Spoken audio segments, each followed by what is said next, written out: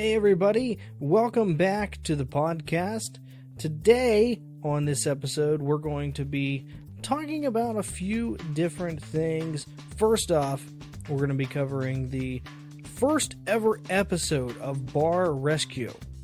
An episode that, well, quite frankly, got me interested in mixing cocktails, mixing drinks, and, well, did it make me become an alcoholic? I don't know. Probably not, but it definitely did not help. We're also going to be talking about a drink that was created during the era where I was sitting down drinking sippy cups in my underoos watching Nickelodeon. However, this drink not only will intoxicate you, it will caffeinate you. What drink is it? Well, if you want to find that out, you're going to have to sit along with us on the journey as we go back in time on our archived cocktail of the episode. So if any of that sounds interesting to you, sit back, grab yourself your favorite libation, and hey, let's drink.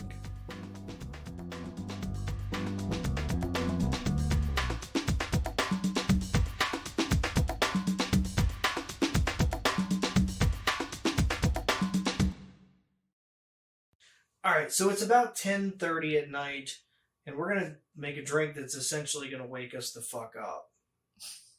Is that smart? Well, it's celebratory. It's celebratory. Can't talk about why it's celebratory just yet. I guess you'll have to follow the podcast if you want to find out about that later on. Sorry. Regardless, we are trying an archive cocktail. First episode, it was the Bunny Hug, disgusting drink from the 1930 Savoy cocktail book. However, today we're looking a little bit better. This cocktail here is the Espresso Martini. Those sound wonderful. Yes, both do. And if you think about it, you're combining caffeine, alcohol, and sugar in one beautiful concoction. This drink was created in the early 1980s, sometime around 82, 83, by a man of the name Dick Bradsell. This was made in Fred's Club in London. And there's a little mystique behind this.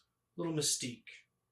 So apparently, there was a young model who walked up to Dick and said, you know, I want a drink that will, quote, wake me up and fuck me up.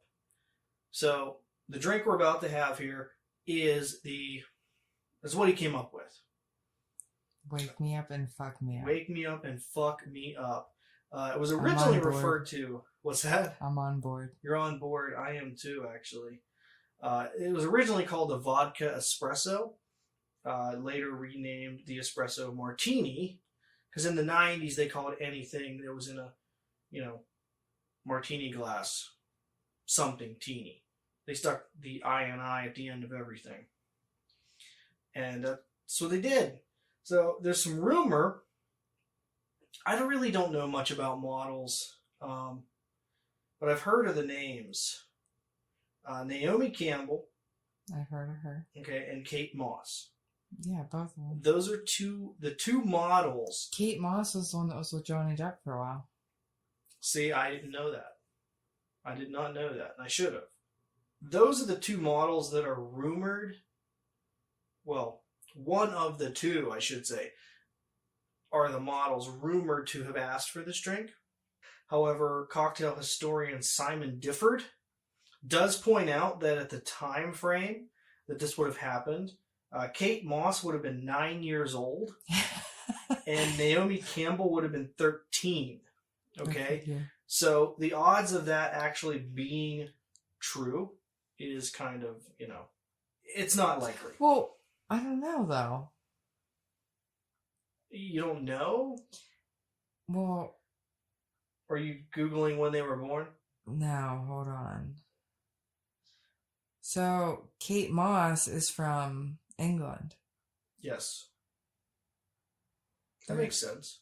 What's their drinking age? Obviously, it's not 9. I think it's 18. I'm not sure. 16, I think it is. Oh, man. What's the drinking See, now I gotta look. age in England?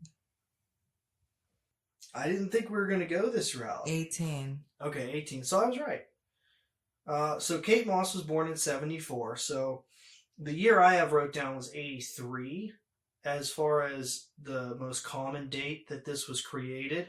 So 83 would have put her at, 9. So that is correct. Simon Difford is correct on that. And I'm going to trust him on Naomi Campbell as well. Yeah. So I'm assuming Simon's going with the 1983 as a time. Dick Brazel himself died in 2016. And it was an article. His obituary was in the New York Times. So I kind of feel like that is, that's pretty big. If your obituary is showing up in the New York Times, You're a pretty big deal. Yes. That's something. But I see you yawning over there, so I'm just going to describe this drink quick. This It's particular drink... 10:30 at night. It is 10:30 at night, so you need to wake me up. So the drink that is created here, the version I'm making, comes with 2 ounces of vodka, a half ounce of a coffee liqueur, such as Kahlua, another half ounce of a simple syrup. I'm using a 2 parts to 1 sugar to water simple syrup, and 1 ounce of freshly made espresso. That's highly recommended if you cannot get freshly made espresso. Making a very, very, very strong type of coffee would suffice. But I'm lucky enough to have an espresso machine, so here we go. I have it. We're going to try it. I like it. It reminds me a lot of an Irish coffee, honestly, which is legit one of my most favorite drinks. You want to try this? Sure. Of course. How's that? I like it. You like it? I do. I think it's good. I do. Now, I didn't, just because we're not actually filming it. It typically comes with 3 half beans on top as a garnish. And I actually did find a reason for that, because every recipe you find calls for that. And apparently the 3 beans are equal to, they represent health, wealth, and happiness. Nice. So this cocktail is fucking deep. I love the espresso teeny. Yes. I don't know if that's true about the beans, but it's a cool story. I like a drink that has some mystique around it. This isn't a martini glass. Okay, that's a coupe glass. That's true. Well, no, actually... What kind of martini is this? In fairness, there is really no such thing as a martini glass. Ah. That's kind of a myth.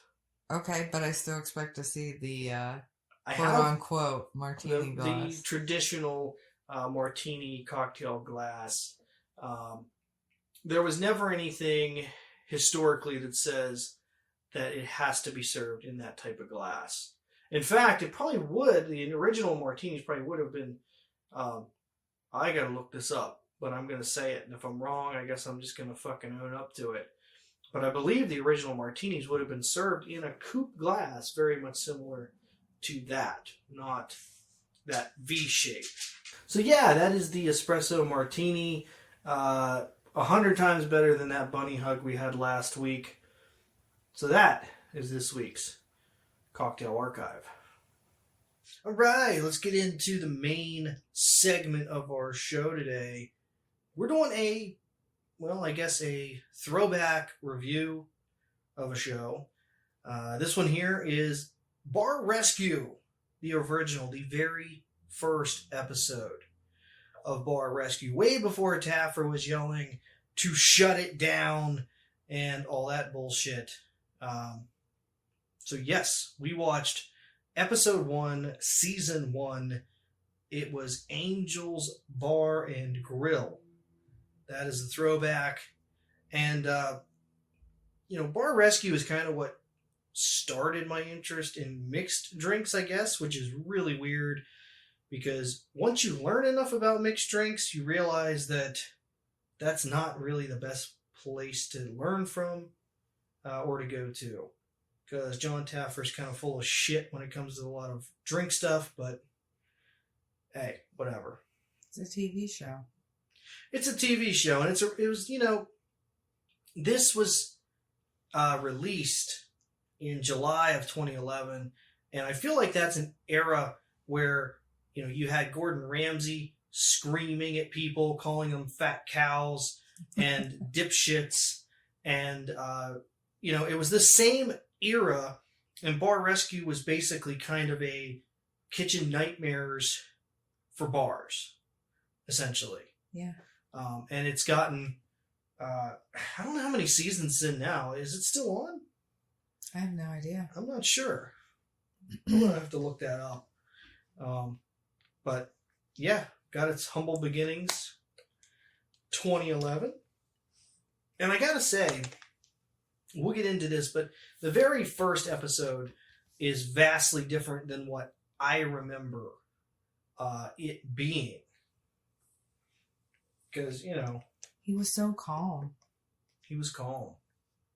And the owner, she didn't even fight him. Like, she actually listened to him. I mean, there's some things she gave a pushback on, but in later seasons where the owners are like, I don't need you, blah, blah, blah, but yet you're the ones that called them in. Yeah, I never understood that part. Unless it's like some shows where they look for people. Well, yeah, and I know when I looked on Wikipedia, they refer to it as kind of being a semi-reality series. So it's not 100% real. Obviously, they it's dramatized, right, for sure. We watched this on Paramount Plus. So I made some notes. 4 pages of notes, actually, on a half an hour show. Not even a half hour. It wasn't even a half hour. The first note I wrote was, why are there ads?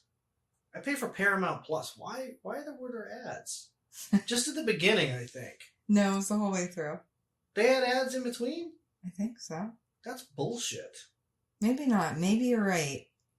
I know they had the, you know how they have when it airs on TV, the glass sliding into the screen, Yeah. frosting open, and that was in there. Yeah, I don't think the actual... I think the commercials came before and after. Yeah, I don't think there was ads in between, but that just bugged me. Because it's like, why are there ads? So, picture this being the first time you've ever seen Bar Rescue. The intro, narrator says, last year over 5,000 bars closed their doors for good. And if things don't change soon, Angels Bar and Grill in Corona, California will do the same. And if that don't do it, coronavirus will. It is Corona, California. Well, did you look and see if this place is still open? I did. And? Well, no. But I'll get to that a little bit later in the wrap up. But it's not. I always like to jump ahead. Yeah, it's okay. I don't care. I'm very get to the point. Yeah, well, I'm not. I'm a roundabout. So we're going to go piece by piece here. So basically, it starts off showing owner Renee, who is kind of like a middle-aged, I guess, would you say a biker lady? Yeah. She kind of like, she didn't have much personality in the didn't. show. I think in the further episodes, they kind of go more deeper into detail on who these people are. They give more of a backstory, but not on this one. They were just getting started, just getting warmed up. So they introduced Renee and Wayne, who's like a crazy dude. He's got this like ponytail clear down to his ass.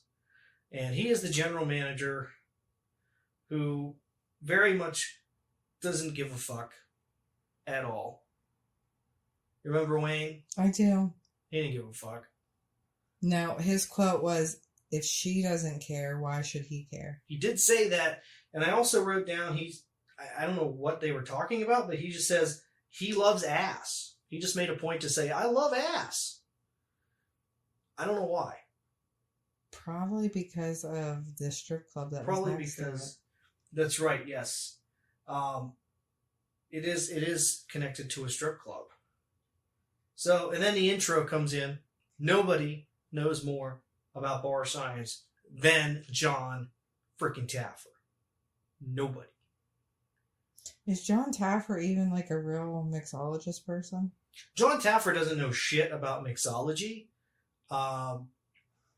He's made a couple really goofy flubs. I don't know why they invite him on shows to talk about mixology. He's more of a business manager. I give him credit. He can manage businesses. He can manage people. He's not a mixologist. That's probably why it brings in a mixologist. It is. I'm sure it is. I don't know why they give him so much credit for that. He's made a couple like stupid flubs on talk shows, different things. I know he made an old fashioned with a cherry and an orange in it, which that's not how you do it. That's a Wisconsin old fashioned. That's the nerd in me coming out. And any drink nerds looking at that segment going, what the fuck, dude? You sound like you don't like John Taffer. I can't, I don't hate on John Taffer. They make him out to be like this big bar guy, this huge knowledgeable bar guy, but he's not. I think, well, I mean, it's a TV show, but his business management skills can help out. And then he brings in the right people to do the bar and food, then you should have a successful business. Well, one thing's for sure. If you're on TV like this, you should definitely see a jump in business for at least a little bit. And you got to take advantage of that. But that's the intro. So we're at Angels. It is a suburb of LA, Corona, California. This is kind of a blue-collar neighborhood. They make a point like 5 times to say how this is a blue-collar area. So they point that out a fucking ton. So there he is with sitting in the SUV with his wife Nicole. He refers to her, I think, as like recon. His recon agent or something. It's like, that's your wife. But whatever. So the first thing they point out is that it doesn't make sense to have the strip club and the bar connected. You can't tell the difference between the two. You couldn't. They point that out a whole shitload. He also said when they were sitting there talking before he sent her in for a recon is about the bikers. But my question is, they did some kind of math about why women wouldn't go into a bar when there's bikers. I got that written down. In my notes. He talks about that later on. Oh. He does. So basically, the recon, they say this place is boarded up, and they basically talk about how much of a shithole it looks like on the outside. It's dark, all that. And then they check Yelp. And there was a review on Yelp that I had to write down. I actually backed up the taping and wrote this down. You were laughing hysterically. It was funny. It said, it is dark, dank, stank, and the carpet smells. No thanks. I just think dark, dank, and stank, and the carpet smells. Isn't that covered under stank? Or is that different?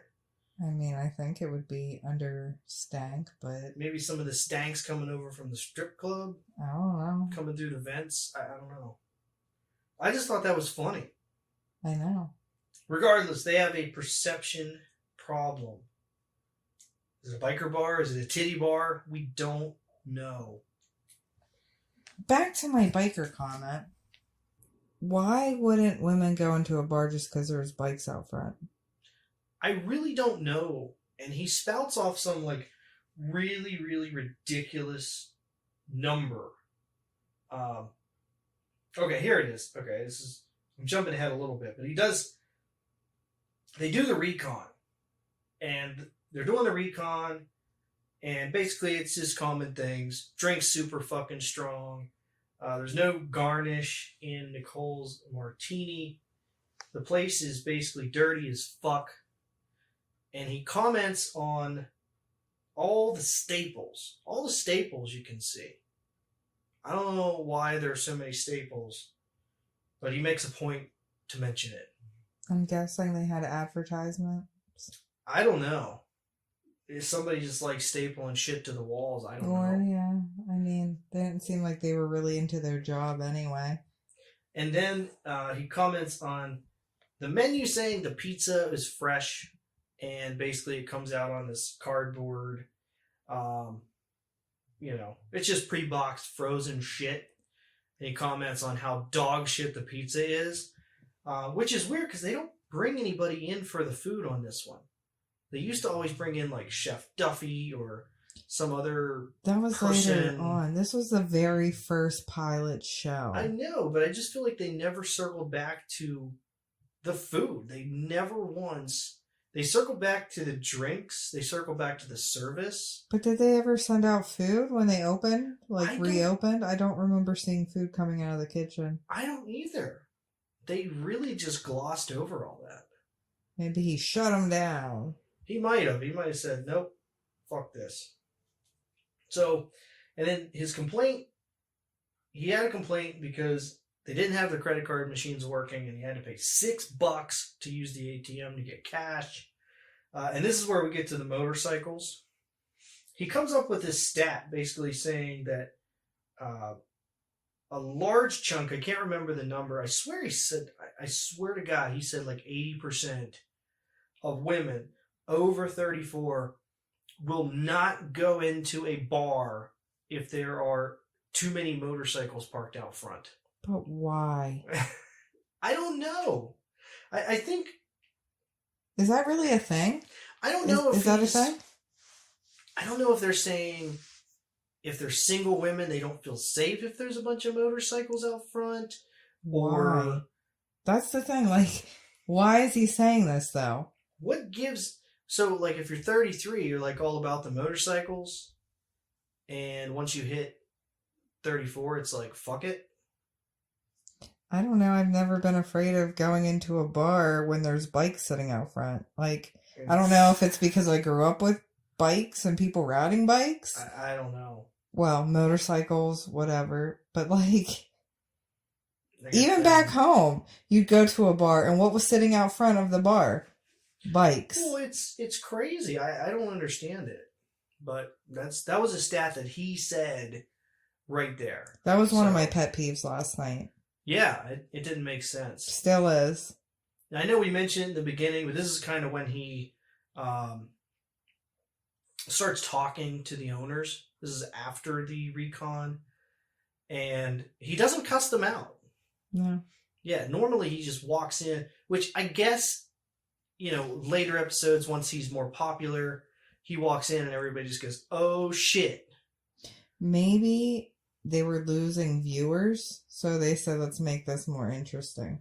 It could be, and then I guess he can't really do great recon when lots of people know who he is. So he had the surprise factor in this one. Yeah, but he usually started sending other people in for his recons. Yeah. And then he would watch them in the car. Pretty much. I mean, this is... So he didn't cuss them out. He did talk to Renee, and she goes, I have a family. This is a serious business. And Taffer basically says, this place is a shithole. In so many words. No, and he basically said it just like that. Yeah, it's a shithole. And then she acted surprised. She got kind of pissed, and it's like, it's a shithole. That's why he's here. Anyway, he mentions a couple times, it's a stupid idea having a titty bar next to it, and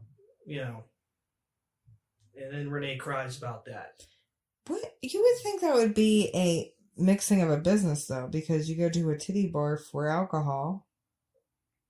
And Yeah. Well, I mean, not just for alcohol. I think the whole but point was he wanted to get more women in the bar. yeah. So he said, there's no way we're going to get more women in there with all these titty bars. And he said if he couldn't get more than 4 women in there, at least the wives be okay with their husbands coming and not expecting them to go over there. Yes. Yes. He says, who would want their husbands going there? So they have a staff meeting after this, and I don't know if I think I wrote this down as a note for you, but I just wrote long fingernails. Oh, yeah. The owner had long ass, or not the owner, the one chick had long ass fingernails. Maybe it was the owner. You saw that. I did not see that Hold part. on, I'm trying to think. Figure out. I knew that was something I wrote for you. One of the girls had long fingernails, and they were dealing with the food. And yes, that's what it was. And I said, with fingernails that long, like, how do you get them clean? Maybe she's stirring the drinks with them. Ugh. I don't know. Chicks with that long of fingernails or long fingernails in general, like, how do you wipe your ass? I have no idea. If anyone's listening to this and they have long fingernails, how do you wipe your ass? We're curious. And then to clean them and be sanitary enough for food? Like, no. No. I have no idea. Well, speaking of unsanitary, they do the walkthrough, and he doesn't really go... They never went into the kitchen on this one, I don't think. I don't have any notes about them going into the kitchen. They go out back, and there's something chewing at the doors out back. These huge, and it's definitely not mice. It's got to be like rats or something. He said squirrels. She says it was squirrels. And he's like, he basically says, well, why don't you fix it? And she goes, there could be babies in there. So there could be a family. The babies. We're going to destroy the family.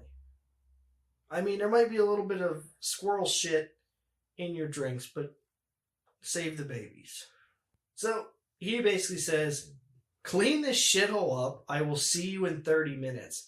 So I don't know if he just gave them 30 minutes to clean it up. And then he basically says in a talking head segment that, we're going to rip this place apart anyways. The cleaning don't mean shit. It just makes them a team, I guess. Mm-hmm.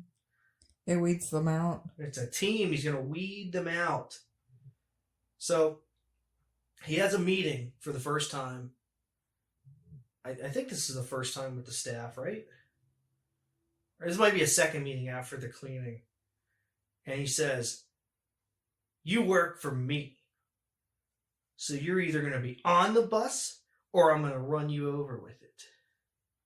I like that. He did say that. And a couple of people did get run over. And he basically is like, Wayne, you suck ass, and your ponytail sucks ass, and I hate you. No, he didn't. We did basically tell him he sucked ass. Well, he did tell him that he sucked at his job. And then Wayne says, Renee don't care. Why should I care? Which I guess is a valid point. But yeah, John has it out for Wayne this whole time. He said, this place is uncool. And then he makes them clean. And they're talking about... they must have been asking him about rehabbing the place and if the place mattered to them. Because they interviewed somebody named Dee Dee who's like, yeah, I got fucking bills to pay. This place needs to survive. Then they talk to Wayne, and he's basically like, yeah, I don't care. And his buddy Brad, who has a goofy hat on, is pissed. He says, this guy don't care. He's got titty bar ads on this side of the bar. That don't make sense. And, it's just not great. And I wrote down nice hat. So they do this, and let's see here. They do this, and it's finally kind of time to start bringing in some of the experts. They brought in, was this guy's name? Mikhail Tips? Yeah. Mikhail Tips from Milk and Honey. And Milk and Honey... Mikhail? I thought his name was Michael. It might have been Michael. My writing's terrible. I apologize. His writing really is horrible. I can't even read it. I was trying to write it really fast when we watched the episode. So, Milk and Honey, if you're not familiar, was a popular speakeasy in New York City. Unfortunately, coronavirus claimed it as one of its victims. But yes, Milk and Honey is one of the original speakeasies that started the craze. So it was cool that he brought that guy in. Instantly, there's a little level of respect there. He's talking about stuff to these people, and they have no idea what a gin is. And the one waitress has no idea what a cocktail is. I guess this is just a beer bar.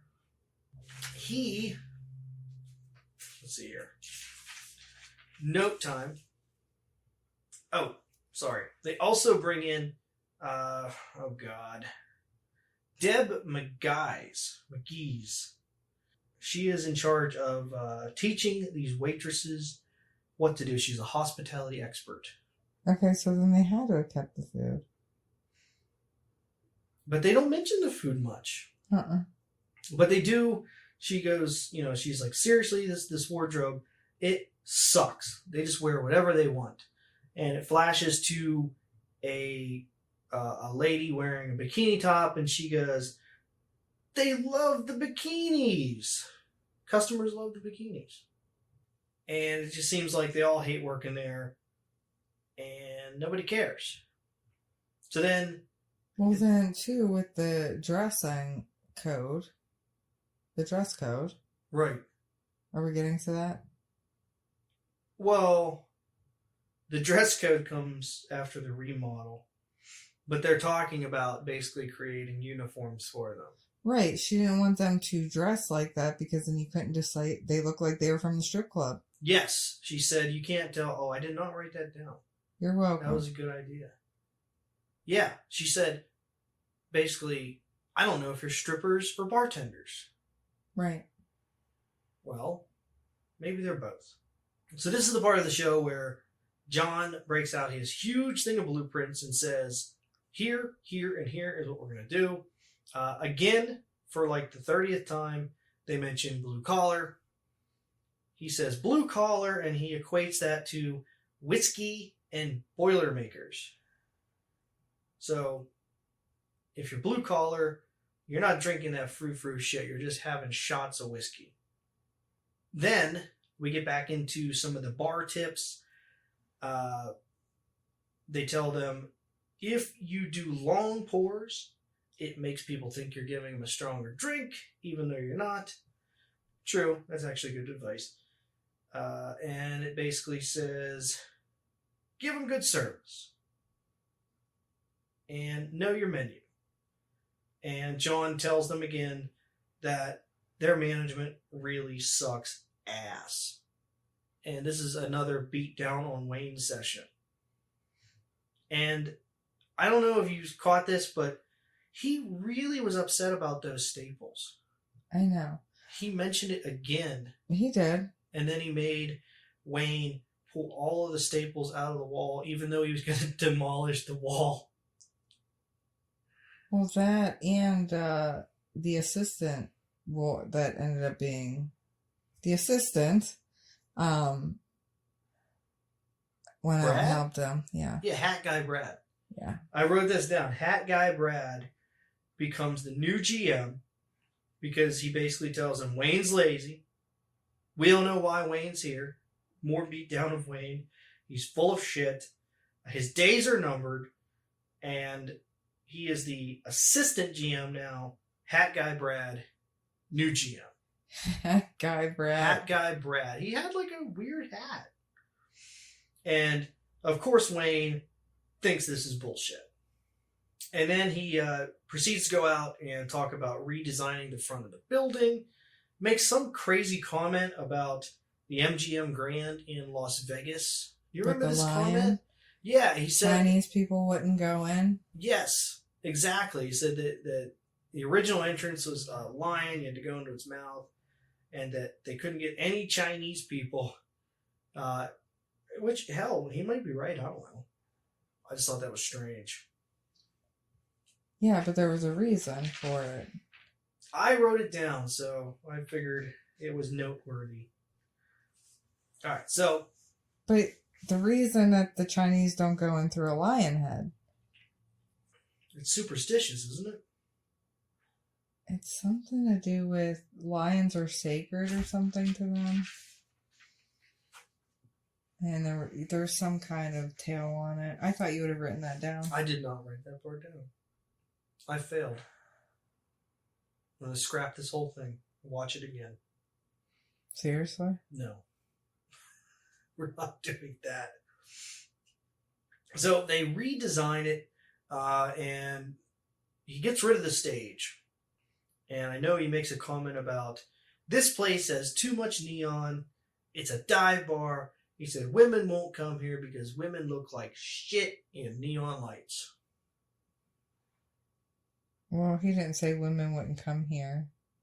He just said women don't look good in He neon said it's lights. just they don't look good in neon. I'm embellishing a little bit. I'm allowed to. You're embellishing a lot. He refers to the guy doing the Michael, whatever. Michael refers to Knob Creek. He's going over some different whiskeys because they're going to focus on whiskey and Boilermakers here. So he refers to Knob Creek as being really strong, which I think it's like 90 proof, the regular Knob Creek. So I don't know what the hell he's talking about. And then he says Booker's, he has Booker's, which is 127 proof. He says that can basically start a car. Which is weird. This guy's some like milk and honey. I just thought that was kind of... And maybe it was for TV. Maybe they were kind of being dramatic with it. Because you definitely can't start a car on 127 proof. Maybe some shine, but definitely not Booker's. So then he proceeds to make a Gold Rush. Gotta respect him on the Gold Rush choice. All right, so I'm going to take a little break from the main part of the program here. I made the cocktail the Gold Rush. At the time we were doing the actual review of the show, I didn't have any lemons on hand, so I went out, I got myself some lemons, and I'm going to talk a little bit about the Gold Rush, and we are going to try it. So I'm going to start off by trying this. I've concocted it. 2 ounces bourbon, 3/4 ounces of honey syrup, and 3/4 ounces of lemon juice. The honey syrup is just a 3 parts to 1 part of honey and water ratio. You could do straight honey if you want to, but you're going to get this poured out way easier. A lot of bars, a lot of bartenders tend to actually make this into a syrup. You know, honey's not easy to pour. Especially in a cocktail, and it's not easy to mix up either. I'm not looking forward to the lemon taste. It doesn't have a lemon taste. Well, it does, but the lemon is meant to cut the sweetness a little bit.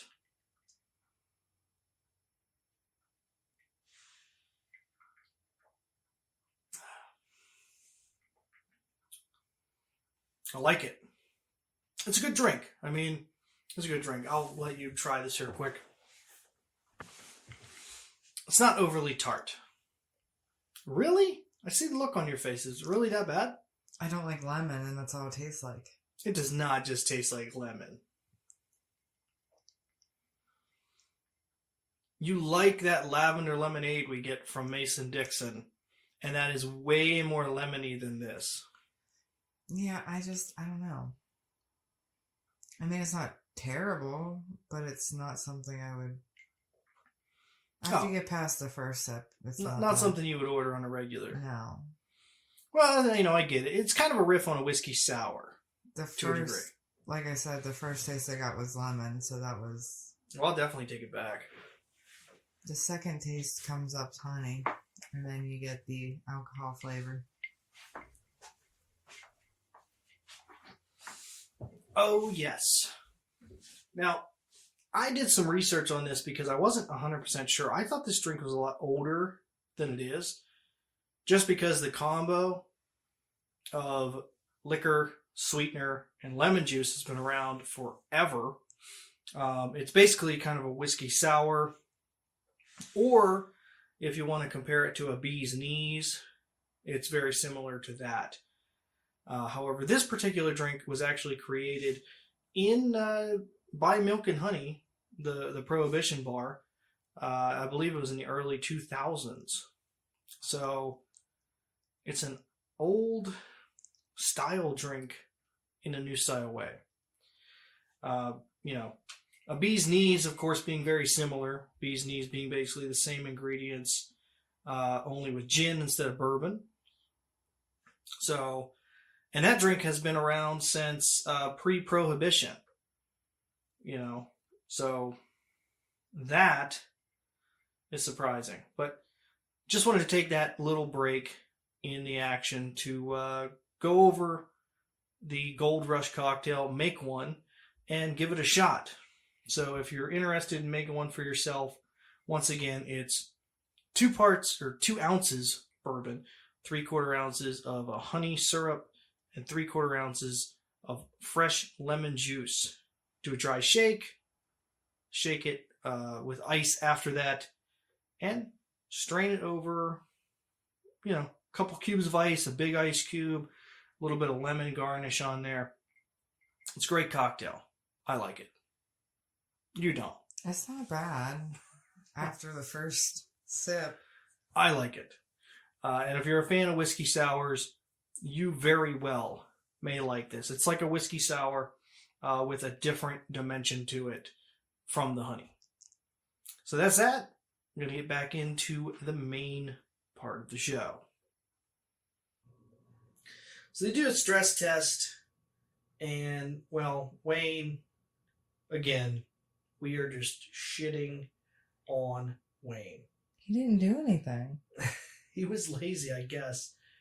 So they were kind of like, well, this guy's not doing shit. There was a regular guy there to the bar named Dr. Bob, who I thought was creepy as shit. And I think I mentioned that watching it. You did. Yeah, he was a little creepy. He liked the bartenders. I'm sure he liked bikinis. But he said the waitresses suck. They don't know what they're doing. And this, of course, is Wayne's fault. And it probably was. And then there was a spot where Deb, the person that was there doing the hospitality training, is pissed because they're out either taking smoke breaks or flirting with people. She calls out one of the waitresses named Brittany and basically says, you need to be more attentive to your people. Yes. Yes.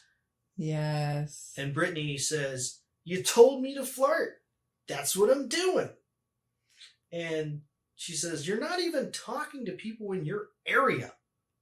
You're just, who are you flirting with? Anyway. They got into a heated discussion. She wants to flirt. And she's yelling at Deb, and Renee is pissed. And she says, she's out of here. You're gone. So. She even said, she's trying to teach you something. Yes. And she's like, she told me to blah, blah, blah, and I was doing blah, blah, blah. And she started arguing with Renee. Yes. And then that's when shit got real. Shit got really real. She says, you're out of here. Get your shit and go. And that's when Brittany starts pulling out checks that she claims have bounced. And basically says, I've been working here for free. And this is bullshit. And Wayne's off picking staples, and Brad comes over in his hat and tries to help out, And I don't know if he was just trying to hook up with her or what. No, Renee even said, like, the bodyguards come over, or the security guys, and then they usually come in behind them and try to diffuse the situation. I did not write that part down. You're welcome. Well, that's why you have me here. It is why I have you here. So, that was kind of how the stress test ends. This episode, they didn't really interview a lot of guests. There were a few that they interviewed. Nothing really stood out. Just the usual, this place kind of sucks, feedback. So she's screaming about her pay and has like 3 checks that she says bounced, and eventually she leaves. And that's the last we see of her. And they never addressed that, whether or not she actually was bouncing checks. Well, it wasn't Renee, remember? She wasn't the one that did the payroll. It was Wayne. That's right. It was Wayne's fault. And that's when we get to the next day. He pulls Renee aside. John does. And he says, look, fuck Wayne. More shitting on Wayne.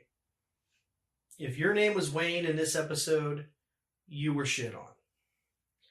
And he goes, we basically suck because of Wayne. And I wrote down that you hate excuses too. So I don't know if there was a point where you said you hate excuses. She was defending him. Can't we just use him for this? Can't we just use him for that? That's right, yes. But my thing with excuses too was Wayne was saying about he did the books and blah, blah, blah. But then he couldn't tell John about any of the book work. He could not answer questions. No. He says, I do the books, and then he kind of called him out on it. He's like, yeah, I don't do the books. I don't know shit. So he pulls Renee aside. Well, he's still talking to Renee. And says, Wayne's an idiot. Fire him. Just bring him in and fire him. And of course, that comes down to Renee saying, well, we can have him scrub the toilets, pick staples, because he's apparently really good at picking staples out of the wall. And she goes, I'm not going to fire him. You have to. So she makes John do it. No. That's not what happened. I mean, she made kind John of fire him. I know, but John told her either she's going to do it or he's going to do it. And she said, I'm going to need you to do it. That's right. Yes. And that's when I was like, you can't even fire people? It's your business. It's failing. Yes, I wrote pussy in parentheses. Like, if my business was failing because of somebody running my business, whether I was friends with that person or not, I'd be like, look, it's not personal. This is business. And my business is failing because of you not doing what you're supposed to. But then again, as a business owner or a person that runs a business, you should be well aware of what's going on in your fucking business. You should, yes. I don't know how you can be there like every day if that's what you do and not know what the hell's going on. Does she just sit in her office all day and twiddle her thumbs? I guess. So maybe that's why Wayne didn't have anything going on, because he was back there in her office with her. It could be. Yeah. Maybe scrub the toilets was lingo for something else. Maybe. So John brings Wayne in. I don't even think Renee was there when he did it, which is kind of a bitch. She was sitting there. Oh, she was. Mm-hmm. Okay. So Wayne comes in. John says, look, you're out of here. And he just kind of shrugs and leaves. Mm-hmm. Didn't care. He goes, even John says, yeah, he didn't even defend himself. He just said, fuck it. And I'm pretty sure it shows him going through the parking lot. And I don't know if it was his car or the car parked next to it, but somebody drives a pedophile van there. It definitely looked like it was Wayne's. I'm pretty sure he got into it. Drives the pedo van. So now it's time to get rid of all that titty bar shit. They redo the front and change it up, and it's reveal time. The bar's name is now Rax. Not titty racks. Pool, billiards. Becomes a bourbon and billiards bar. OMG. And I think there was a lot of red and yellow color scheme going on here because I wrote red and yellow equals Hulkamania. They redid the bar, which it looked nice. I thought it looked good. Yeah. It looked good. So he's saying they pulled the stage out, put in a lounge, which gave them a good source of revenue, and they made a point to note that they separated the billiards and the dart area. I wrote, because that matters with a question mark. Does that make a difference? What was it? They put the darts and the billiards in separate areas. Probably so you have more room. You're not nailing somebody with a dart. I guess. Maybe that's the purpose of it. I don't know. So, yeah, that was the bar. And they basically, they changed the uniforms to, they were wearing red tank tops, which I found funny because if you watch the episode, virtually everybody except Bikini Girl is wearing black tank tops. So they basically just changed the color of the tank tops and called it a uniform. Yeah, and they even had tits showing. Yes, they did have tits showing, but I guess it was an appropriate tit. Some tit, not too much tit. Tit for tat. Tit for tat. That's what we're gonna call that. So you did ask earlier if the bar is still open, and like I said, it's not. I know. So they do the service. People come in, they comment about how much better it is, how great things are. There wasn't like this moment at the end, like in some of the newer episodes where they have this like heart to heart, and John tells him how proud he is, and there really wasn't much of that. It did flash at the end and say, that revenues have doubled since, 2 months after, all that other shit. But the update, like you had asked earlier about whether or not the place is open, it is not. I did a little bit of research on this, and this filmed in 2011, or it aired in 2011, so I'm guessing earlier 2011 is when they would have done the reconstruction and done the reopening. Maybe late 2016 or 2010, yeah. Which is quite possible. It stayed open until sometime in either early 2018 or late 2017. I did look up some Yelp reviews. They changed the name at a point, and I can't tell what point they changed the name, but they changed it to something called Bar 1650. And the reviews are they're pretty bad at the end. They are really bad at the end. There was one, let me see if I can find it. This was February 17, 2018. Person said, "This place is insanely gross. I've seen mice all over the floor, on the shelves of where liquor is. Owners are rude, unprofessional. Not recommending going to this place." And it says, "Only a matter of time before the city shuts this down for good." And it had to be at some point. The last review was 5/21 of 2018. And that was actually a 5-star review saying that the regulars are cool and they love the bar. The one prior to that says it's a bad, bad place and that it needs to sell or shut down. which apparently it did. It's a bad place. It's a bad place. They must have hired Wayne back. Yeah, Wayne is the new owner, because it doesn't actually say if the ownership changed hands. I mean, personally, if it were me and I had a successful reboot and I was on national television for a bar, if you could get the revenues up and just fucking dump the place, to me, that seems like a great answer. Just get your money back and get out. Fuck it. I should do this for tour places. You should. You mean like rescue them? Mm-hmm. No, fuck them. We want them all to go. That's rude. So that was bar 1650. So that was bar 1650, and there is a newspaper article in, what the hell is this?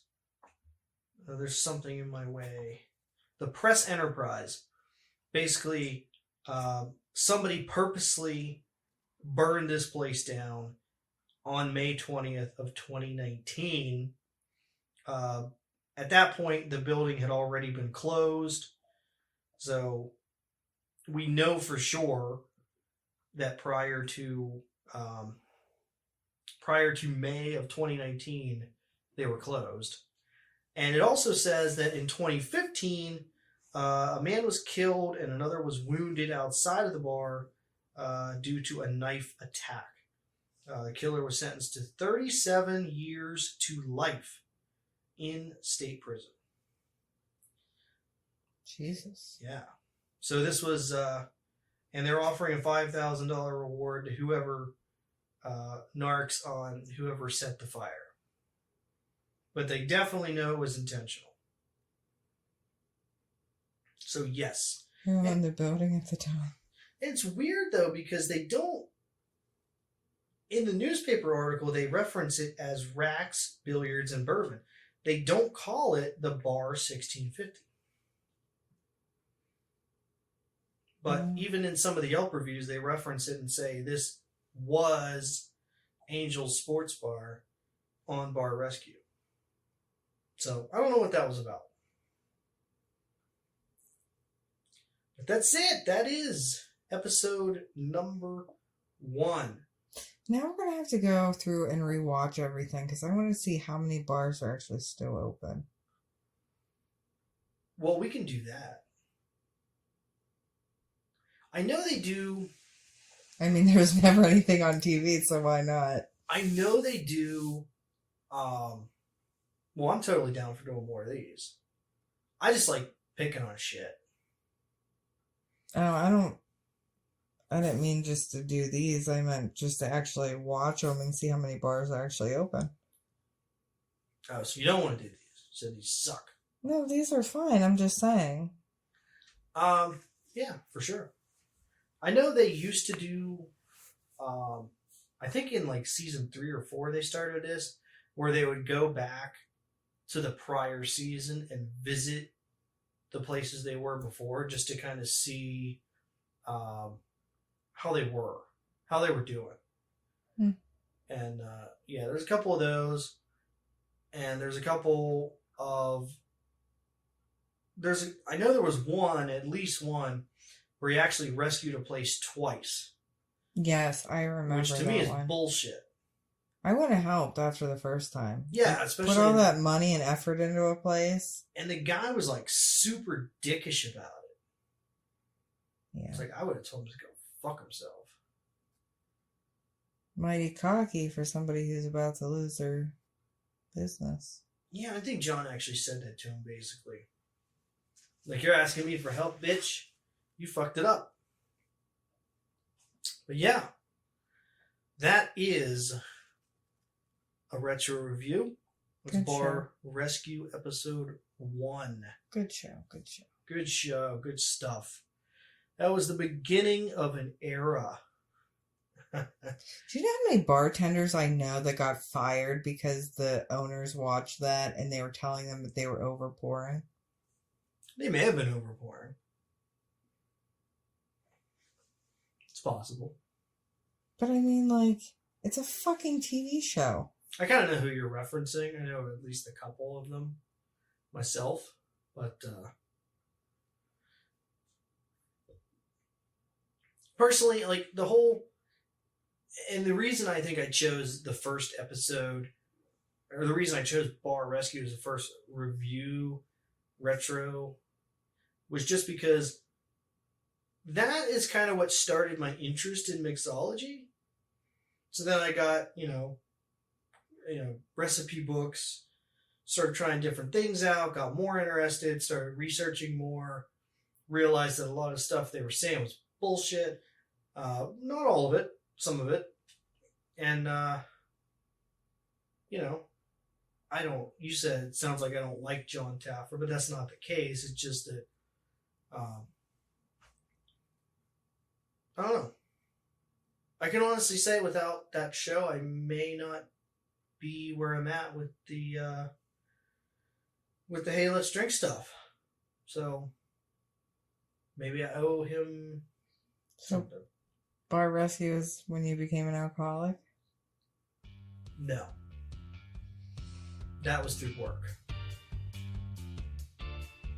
Thank you for listening to the Hey, Let's Drink podcast, a production of Minor Media LLC. If you enjoy this podcast, we highly recommend you give us a good review on your favorite streaming service. Future episodes can be found on places like Apple Podcasts, Google Podcasts, Spotify, Stitcher, iHeartRadio, and the majority of your favorite podcasting platforms. Once again, thank you for listening to this episode of Hey, Let's Drink. Go have yourself a nice beverage.